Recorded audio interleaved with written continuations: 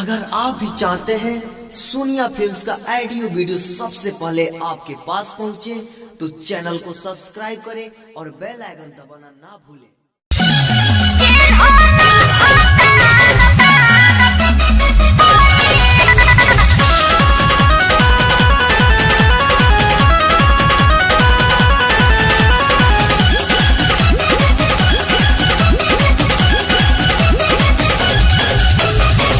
जब कैनी करे जाके गरम कैलस बे